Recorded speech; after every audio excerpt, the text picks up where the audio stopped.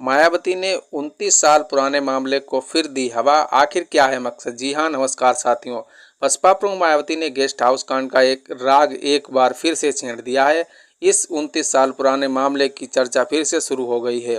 Baspa chief ने booklet के जरिए इस पर प्रतिक्रिया दी है। आपको बता दें कि बहुजन समाज पार्टी की सुप्रीमो मायावती ने स्वलिखित बुकलेट में 29 साल पुराने मामले का जिक्र कर यूपी की मौजूदा सियासी स्थिति को अपनी ओर मोड़ने की कोशिश की है। साल 2019 में जब बसपा और समाजवादी पार्टी के बीच अलायंस हुआ था, तब कहा गया था कि मायावती पुरानी बातों को भुलाकर सियासत की नई राह पर आगे बढ़ गई हैं। हालांकि सपा संग अलायंस टूटने और अखिलेश यादव पर तीखे सियासी हमले करने के बीच मायावती की नई रणनीति ने सपा को हैरान कर दिया है। दरअसल बीते दिनों उत्तर प्रदेश की पूर्व मुख्यमंत्री ने फिर से बसपा के राष्ट्रीय अध्यक्ष का जिम्मा संभाला। बसपा ने इसके बाद एक बुकलेट का विमोचन भी किया, जिसे खुद पार्टी चीफ ने लिखा था। इस बुकलेट में गेस्ट हाउस कांड का जिक्र किया गया है। गेस्ट हाउस कांड आज से 29 साल पुराना मामला है।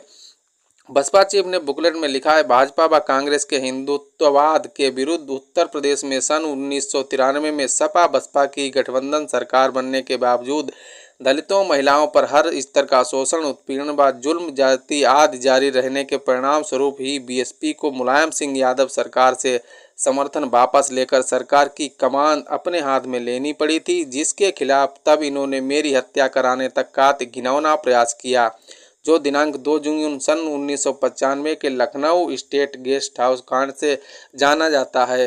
इतना ही नहीं और लोगों के दिल दिमाग पर वह आज तक छाया हुआ है। जानकारों का मानना है कि बसपा चीफ ने इस मामले को एक बार फिर से उठाकर छिटकते मतदाताओं को एक डोर में बांधने की कोशिश की है।